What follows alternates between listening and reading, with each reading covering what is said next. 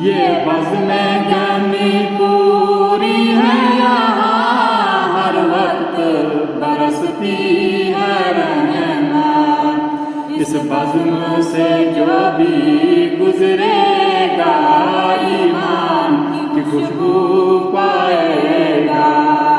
لا الہ الا اللہ، لا الہ الا اللہ، لا الہ الا اللہ۔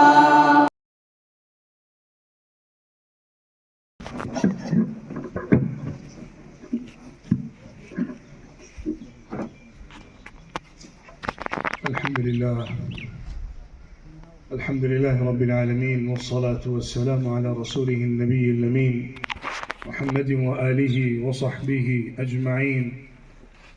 أما بعد، فأعوذ بالله من الشيطان الرجيم. بسم الله الرحمن الرحيم. يرفع الله الذين آمنوا منكم والذين أوتوا العلم درجات. صدق الله العلي العظيم.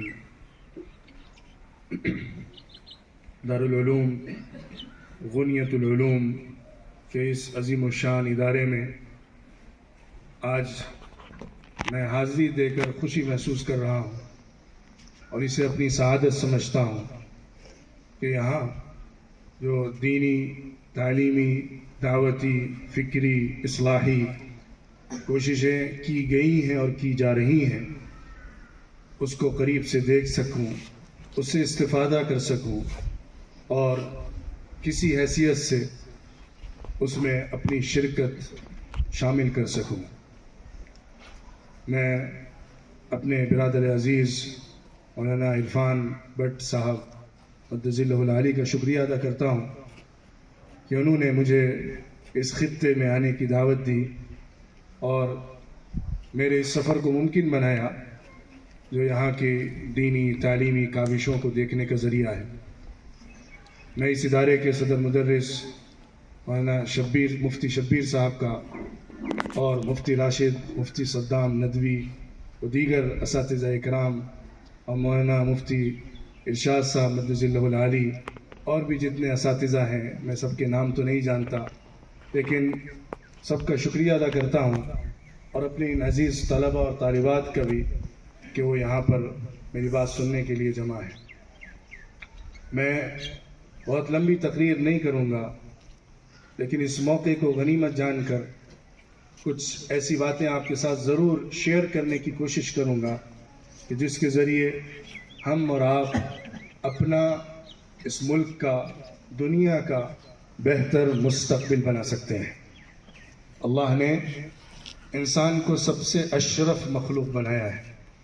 انسان اللہ کی تمام تر مخلوقات میں سب سے افضل ہے، اپنے عقل کی بنیاد پر، اپنی صلاحیتوں کی بنیاد پر، اپنے علم اور ادراک کی بنیاد پر، اپنی کارکردگیوں کی بنیاد پر، معرفت خداوندی اور عبادت الہی کی بنیاد پر۔ یہ انسان کا وہ امتیاز ہے جس کی وجہ سے وہ دیگر تمام مخلوقات میں فائز و ممتاز بن جاتا ہے۔ ابھی ابتدا میں آپ نے سورہ رحمان کی چند آیتیں سنی ہیں۔ میں چاہتا تھا کہ آج کی پوری گفتگو کو انہی آیتوں میں سمیٹ کر رکھ دوں، یا یوں کہہ لیجئے ان آیتوں سے روشنی نکال کر اپنے ادراک کے اعتبار سے کچھ شعائیں آپ کے سامنے بکھیرنے کی کوشش کروں۔ رحمت خداوندی کا مظہر کائنات کے ذرے ذرے میں ہے۔ اللہ کی عظمت، اللہ کی بڑائی، اللہ کی کبریائی ایک ایک ذرہ بول رہا ہے، اور آپ کا یہ خطہ، یہ علاقہ تو اللہ کی قدرتوں کا عجیب و غریب مظہر ہے۔ میں حیران تھا اور کسی قدر فکرمند بھی۔ ہمارے اس ادارے کے صدر مدرس صاحب جب اس ادارے اور اس علاقے کے حوالے اور آپ اور یہاں رہنے والے لوگوں کے حوالے سے غربت کا حوالہ، پسماندگی کا حوالہ اور ترقیات سے دوری کا حوالہ دے رہے تھے، تو میں اپنے تئیں اس کو ناقدری سمجھ رہا تھا، کیونکہ میں یہاں آ کر جو محسوس کرتا ہوں کہ اللہ نے آپ کو جو قدرتی نعمت عطا فرمائی ہے، یہی تو زندگی ہے۔ باقی ساری ترقیات اور ساری چکا چوند، ساری رنگا رنگی، سب تو انسان کی بنائی ہوئی آرٹیفیشل ہے۔ جو اللہ نے حسن، جمال، خوبصورتی، عظمت، بڑائی اپنی طبعی قدرتوں میں رکھی ہے، اس کا مقابلہ نہیں کیا جا سکتا ہے۔ یہ علاقہ، یہ خطہ جنت نشاں ہے۔ آپ جس جگہ رہ رہے ہیں، لوگ اس کی تمنا کرتے ہیں اس جگہ آنے کی، اس کو دیکھنے کی۔ اور غربت و افلاس مال کا نہیں ہوتا ہے، فکر کا ہوتا ہے، علم کا ہوتا ہے۔ اس کے پاس دنیا کی ساری دولتیں ہوں، لیکن اس سے زندگی گزارنے کا سلیقہ نہ معلوم، اس کے پاس نام خداوندی نہ ہو، اس کے پاس علم کی روشنی نہ ہو، اس کے پاس حقیقت کی معرفت نہ ہو، تو پوری دنیا اندھی ہے اس کے لیے۔ اور جس کے پاس علم ہے، جس کے پاس معرفت خداوندی ہے، جس کے پاس چشمہ نور علم اور معرفت الہی کا پھوٹ رہا ہو، اس سے زیادہ غنی اور مالدار کوئی نہیں ہے۔ دوسری بات یہ کہ اس ادارے کا نام ہی اس تصور کو مٹانے کے لیے غنیت العلوم رکھا گیا۔ غنیہ کا لفظ جہاں آ جاتا ہے، وہاں سے غربت کا لفظ مٹ جاتا ہے۔ غنیہ غنا سے ہے، استغنا سے ہے، اور غنیہ کا مطلب تحفہ بھی ہوتا ہے، عطیہ بھی ہوتا ہے، ہدیہ بھی ہوتا ہے، مالداری بھی ہوتا ہے۔ تو علم کی مالداری جس کو مل جائے، نفس کا غنا جس کو مل جائے، اس سے زیادہ مالدار دنیا میں کوئی نہیں ہوتا۔ حضور اکرم صلی اللہ علیہ وسلم نے ارشاد فرمایا، لیس الغنى عن كثرة العرض ولكن الغنى غنى النفس۔ بہت زیادہ وافر مقدار میں دنیا کا مہیا ہو جانا، دستیاب ہو جانا، دنیا کی ریل پیل حاصل ہو جانا مالداری نہیں ہے۔ اصل مالداری نفس کی مالداری ہوتی ہے، جب دل غنی بن جاتا ہے۔ اور دل غنی کیسے بنتا ہے؟ اللہ سے تعلق کے ذریعے سے، اللہ کی معرفت کے ذریعے سے، اللہ کی صحیح پہچان کے ذریعے سے، اور علم کی روشنی کے ذریعے سے۔ اللہ نے فرمایا ہے کہ دنیا میں اللہ رب العزت نے جو ایمان رکھتے ہیں، جو ایمان والے ہیں، اور جو علم رکھتے ہیں، جن کو علم دیا گیا ہے، ان کو درجات کے اندر بلند بنایا گیا ہے۔ درجے اونچے رکھے گئے ان کے جن کے پاس سچا ایمان ہے اور صحیح علم ہے۔ قوی ایمان اور درست علم، یہ انسان کی سب سے بڑی عظمت ہے۔ اگر آپ دنیا میں کچھ بننا چاہتے ہیں اور چاہتے ہیں کہ دنیا میں آپ کی پہچان ہو، اور اس پہچان کو نبیوں نے مانگا ہے۔ حضرت ابراہیم علیہ السلام کی دعا تھی، وَاجْعَلْ لِي لِسَانَ صِدْقٍ عَلِيًّا وَاجْعَلْ لِي لِسَانَ صِدْقٍ فِي الْآخِرِينَ۔ اے اللہ، میرا ذکر خیر میرے بعد والوں میں جاری فرما۔ اے اللہ، میرے لیے لوگوں کی زبانوں کو تر فرما، بہتر ذکر کے ساتھ مجھے یاد کریں، بہتر نام کے ساتھ مجھے یاد کریں، اچھے انداز میں مجھے یاد کریں، نام بلند فرما۔ اس کی دعا مانگی ہے۔ کیوں؟ کیونکہ ہم جو کچھ بھی کرتے ہیں اس دنیا میں کرنے کے بعد چلے جاتے ہیں۔ ہمارا علم دوسروں کو پہنچایا گیا فائدہ، ہمارا وہ خیر جو ہمارے بعد جاری رہ رہا ہے، وہی ہم کو فائدہ دیتا رہتا ہے۔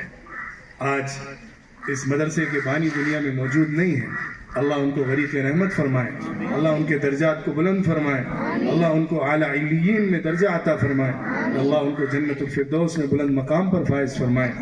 یہ ساری کی ساری کوششیں، ان کا وہ اکاؤنٹ ہے جو بند نہیں ہوا ہے۔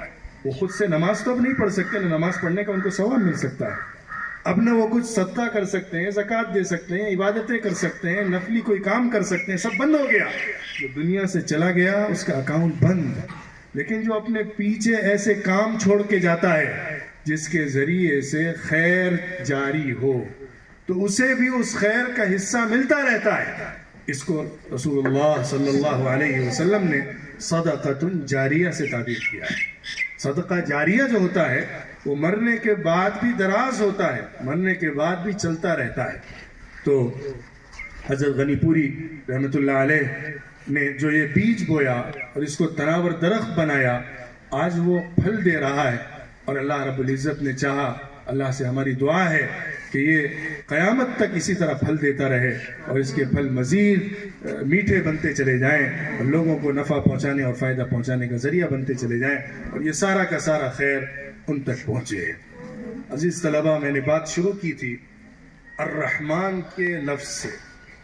اللہ کی رحمت کا مظہر اگر انسان تلاش کر دیکھے گا اور اس کی نعمتوں کو تلاش کرنے جائے گا تو پوری زندگی ختم ہو جائے گی، لیکن اللہ کی نعمتوں کا مکمل احاطہ ممکن نہیں ہو سکے گا.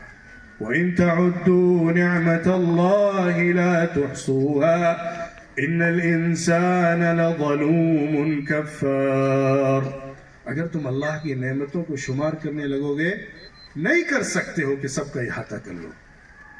حقیقت یہ ہے کہ انسان بڑا ظلم کرنے والا بڑی ناشکری کرتا ہے. ایک طرف ظلم بھی کرتا ہے، دوسری طرف ناشکری بھی کرتا ہے، اور بہت بڑھ کر کرتا ہے. کیونکہ اگر وہ اللہ کی نعمتوں اور احسانات کا ادراک کرنے لگے گا تو احساس پشیمانی میں مر جائے گا. اس کی سانسیں اللہ کی رہین منت ہیں.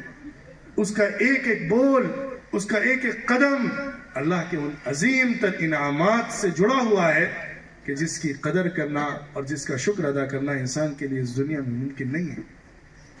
تو آپ کو جو علم کی وادی ملی ہے، آپ کو اس پر فضا، پر کیف اور اس خوبصورت مقام پر اللہ نے جو ادارہ دیا ہے جس میں آپ آ کر تعلیم حاصل کر رہے ہیں، یہ اللہ کی نعمتوں میں سے عظیم ترین نعمت ہے. کیونکہ علم سب سے بڑی نعمت ہے. یاد رکھیے، نبی صلی اللہ علیہ وسلم نے دنیا میں سے کسی بھی چیز کے زیادہ ہونے کی دعا نہیں کی ہے. یہ نہیں چاہے کہ مجھے یہ مل جائے، یہ حصہ مل جائے، یہ ادارہ مل جائے، یہ زمین مل جائے، یہ چیز مل جائے جو اچھی بھی ہوتی ہے، خیر کی بھی ہوتی ہے، اس کی زیادتی کی دعا نہیں کی ہے سوائے ایک چیز کے جو ہے علم. رب زدنی علما، اللہ کا حکم تھا وقر رب زدنی علما، علم میں اضافہ فرما. باقی سب چیزیں مل گئیں تو مل گئیں، لیکن علم ایسا ہے کہ جس کی انتہا نہیں ہے، جو بڑھتا ہی رہتا ہے، بڑھتا ہی رہتا ہے. نبیوں کے لیے بھی علم کا حصول برابر جاری ہے. اللہ کی طرف سے ان کو وحی کی جاتی ہے، تلقین کی جاتی ہے اور علم میں اضافہ کیا جاتا ہے. تو علم ایک ایسی چیز ہے جو پالکی سے لے کر، یعنی بچے کا جو جس پہ جھولا ہوتا ہے اس پہ اس کو رکھا جاتا ہے بچپن میں، جہاں پہ وہ ہوتا ہے، وہاں سے لے کر لحد تک، قبر تک اس علم کا حصول مطلوب ہے. اس علم کو حاصل کرنا مطلوب ہے. الرحمن، اللہ کی رحمتوں کا مظہر وہ نعمتیں ہیں جن کو ہم صبح و شام استعمال کر رہے ہیں. وہ نعمتیں کھانے پینے سے تعلق رکھتی ہوں، ہمارے گھر بار سے تعلق رکھتی ہوں، ہماری زندگی کی ایک ایک سانس سے لے کر بڑے سے بڑے جو ہمارے پاس نعمتیں، بڑی سے بڑی نعمتیں ہمیں مہیا ہیں، ان سے تعلق رکھتی ہوں. ان ساری کی ساری نعمتوں میں سب سے بڑی نعمت علم کی نعمت ہے جو آپ حاصل کر رہے ہیں. اس کے ذریعے اللہ عظمت بھی دیتا ہے، بڑائی بھی عطا کرتا ہے، بلند مقام تک بھی پہنچاتا ہے، اور انسان کو سب کچھ ملتا ہے جو وہ بغیر علم کے کبھی بھی حاصل نہیں کر سکتا ہے.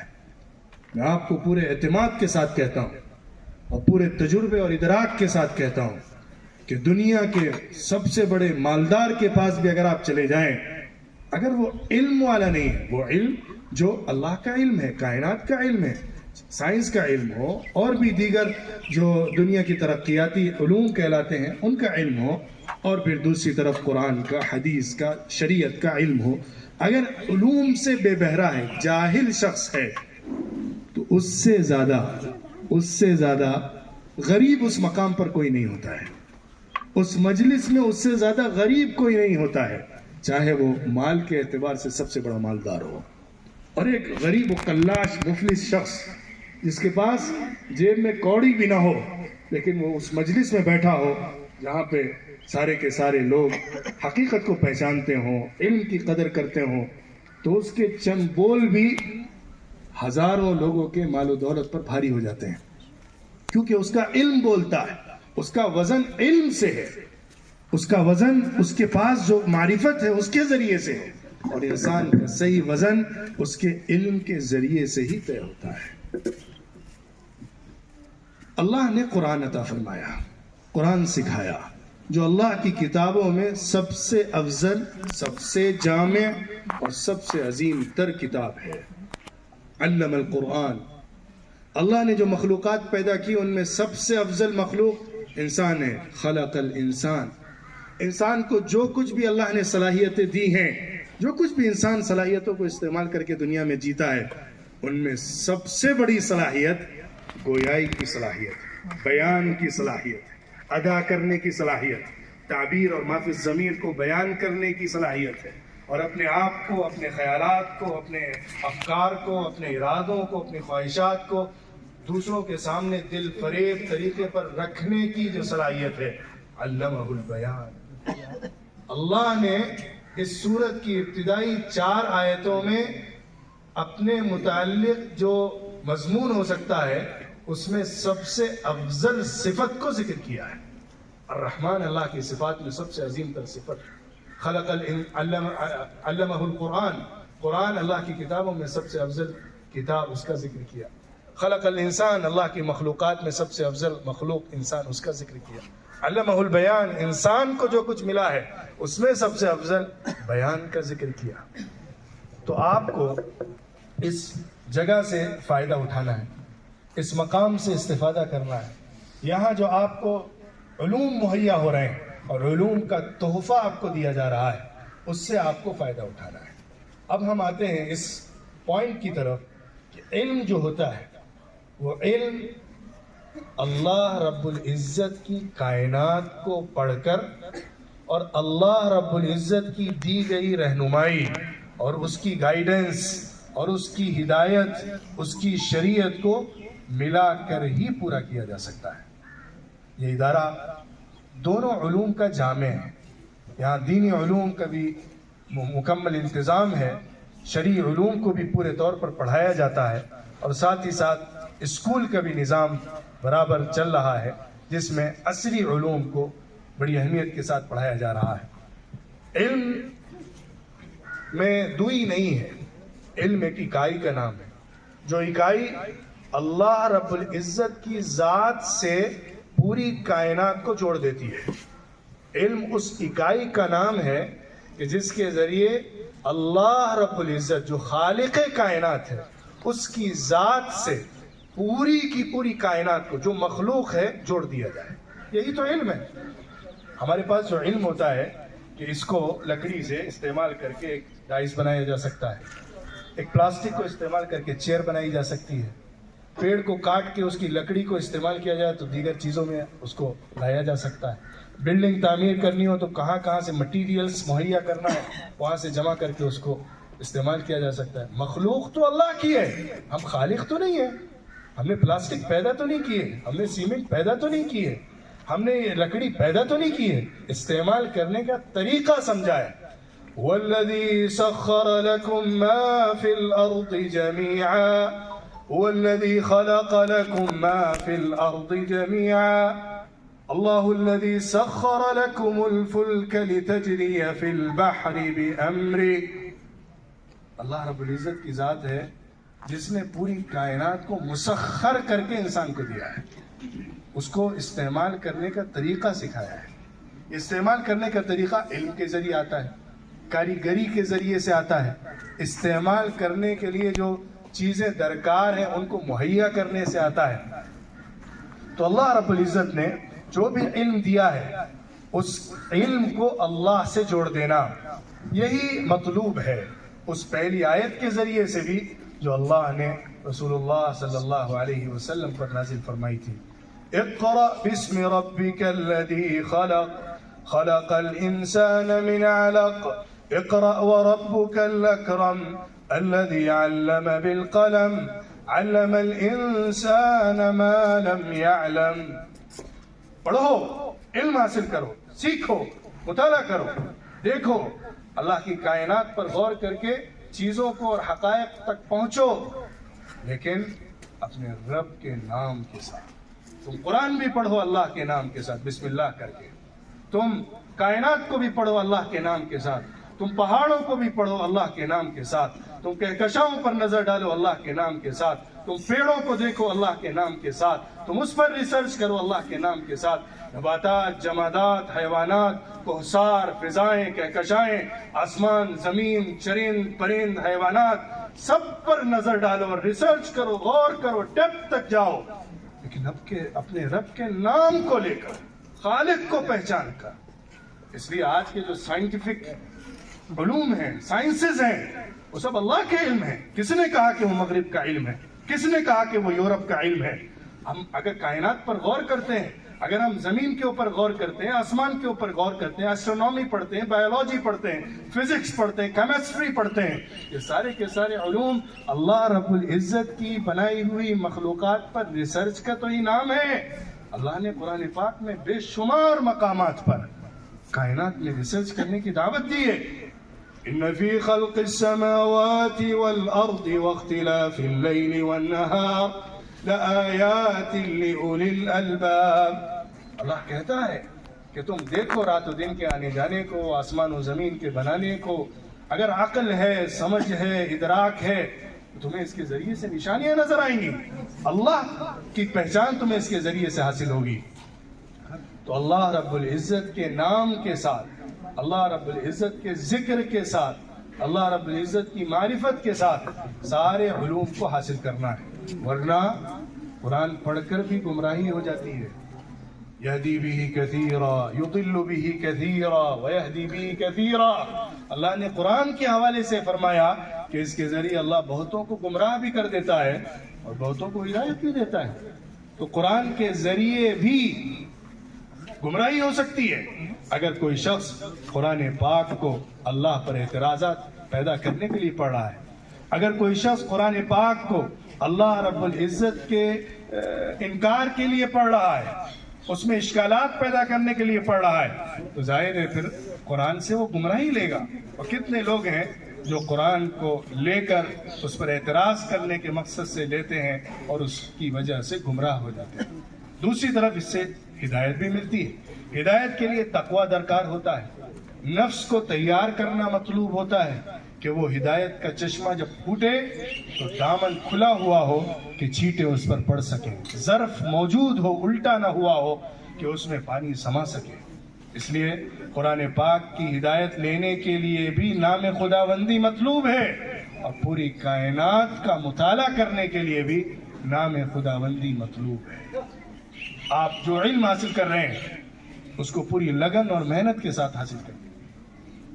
خوب یاد رکھیے، اسلام کی نشر و اشاعت، اسلام کی دعوت، اسلام کو پھیلانا، اسلام کو نافذ کرنا، اسلام کو بلند کرنا، کلمت اللہ کو اونچا کرنا، تلوار کے جہاد سے زیادہ علم کے جہاد سے ہوا ہے۔ تلوار کا جہاد اپنی جگہ ہے، لیکن علم کا جہاد اصل جہاد ہے۔ علم کو صحیح طور پر پڑھنا، علم کے ذریعے دنیا کو روشن کرنا، دماغوں کو روشن کرنا، دلوں کو روشن کرنا، یہی تو اسلام کا کارنامہ ہے۔ اسلام کوئی تلوار سے نہیں پھیلا ہے۔ اسلام نے تلوار اٹھا کر پورے کے پورے ملکوں کو فتح کرنے کا سلسلہ صرف نہیں چلایا ہے، اسلام نے دلوں کو جیتا ہے، اسلام نے ذہنوں کو مسخر کیا ہے، اسلام نے علم کے سمندر بہائے، اسلام نے ادراک کی نئی نیا کھولی ہے۔ اسلام وہ، اور قرآن پاک خاص طور پر وہ اللہ کی کتاب ہے، اور اسلام وہ دین ہے کہ جس نے لوگوں کو اللہ کی معرفت کے ساتھ ساتھ پوری کائنات سے جڑنے کا موقع دیا ہے۔ دنیا تو تاریخی کے دور سے گزر رہی تھی، ڈارک ایجز کے بارے میں اگر آپ نے ہسٹری پڑھی ہے اور اگر آپ آگے پڑھیں گے ہسٹری ڈگری کے اندر تو آپ دیکھیں گے کہ کس طرح دنیا ڈارک ایجز کے اندر جی رہی تھی۔ اندھیرے سال، اندھیری صدیاں، اسلام کی روشنی نے دنیا کو وہاں سے نکالا ہے۔ آج مغرب یورپ جس مقام پر کھڑا ہے ترقیات کے اعتبار سے، سائنسز کے اندر، وہ ساری کی ساری اسلام کی اس روشنی کا کرشمہ ہے جو اندلس سے کبھی پھوٹی تھی، کبھی بغداد سے نکلی تھی، کبھی فاس کے جامعہ سے نکلتی تھی، کبھی قرطبہ سے اٹھ رہی تھی، کبھی وہ روشنی غرناطہ سے پھوٹ رہی تھی۔ یہ روشنیاں ہیں جو پھوٹی ہیں مسلمانوں کے جامعات سے، یونیورسٹیز سے، کالجز سے، جس نے پوری دنیا کو روشن کر دیا ہے۔ آج ہم نے یہ سمجھ لیا کہ یہ علم مغرب کے بن گئے، اور قرآن پاک پڑھنا، پڑھانا، سیکھنا، سکھانا یہ ہمارا علم بن گیا۔ جو آدمی سائنس کو پڑھے گا قرآن کے حل کرنے کے لیے، قرآن کی کائناتی اور تکوینی آیات کو سمجھنے کے لیے، وہ قرآن پڑھ رہا ہے۔ وہ قرآن کا مطالعہ کر رہا ہے، اس کو وہ ثواب ملے گا جو قرآن پاک کو سمجھنے کا ثواب ہوتا ہے۔ نیت کا فرق عمل کے فرق کو لازم کرتا ہے۔ انما الاعمال بالنیات، جیسی نیت ہوگی ویسے ہی نتیجہ ہوگا، اور عمل کا درجہ نیت کے اعتبار سے طے کیا جاتا ہے۔ اے طلباء دارالعلوم غنیت العلوم اور غنیت العلوم اسکول کے طلباء، آپ محنت اور لگن سے، جدوجہد سے علم میں لگے رہیے، علم کو مضبوطی کے ساتھ حاصل کریے، قرآن کا علم بھی سیکھیے، اور جو سائنٹیفک علوم ہیں ان کو بھی پڑھنے اور سیکھنے کی کوشش کریے۔ آپ کا مستقبل بہت روشن ہے، دنیا اور یہ ملک ہندوستان آپ کا منتظر ہے کہ آپ ابھر کر سامنے آئیں اور پورے ملک کو منور کریں، اپنے خطے کو منور کریں، کیونکہ ایک عالم پورے علاقے کے لیے سورج اور چاند کی مانند ہوتا ہے۔ وہ جب اپنے علم کی روشنی سے دلوں کو مسخر کرتا ہے، روشن کرتا ہے اور ضمیروں کو جگاتا ہے، تو پھر ایک اچھا معاشرہ تشکیل پاتا ہے۔ ورنہ جہالت میں زندگی گزارنے والوں اور جہالت کی وجہ سے گمراہی کا شکار ہو جانے پر جانوروں میں اور انسانوں میں کوئی فرق نہیں بچتا ہے۔ اللہ رب العزت اس ادارے کو قبول فرمائے، اس ادارے کے بانی کو قبول فرمائے، اور یہاں جو کچھ کوششیں اور کاوشیں ہو رہی ہیں ان کو قبول فرمائے، اساتذہ کو قبول فرمائے، طلباء اور طالبات کو قبول فرمائے۔ ایک آخری بات میں کہنا چاہتا ہوں، میں غور کر رہا تھا کہ یہاں طالبات کی تعداد بنسبت طلباء کے کم ہے۔ Girls are less than the boys. This is not the good sign for us. We, as the Muslim community in this country, need to make the girls as the boys in education, in all fields. It is required. Girls' number should be increased, and they should stand in all the educational field along with the men and the boys to play the great role in the society. And I hope this institution, this school, inshallah, will play the great role to catch and attract the girls of this region, to bring them to the light of the education and to educate them properly and make them the good personalities in this country, inshallah. Wa akhiru da'wana alhamdulillahi rabbil alameen.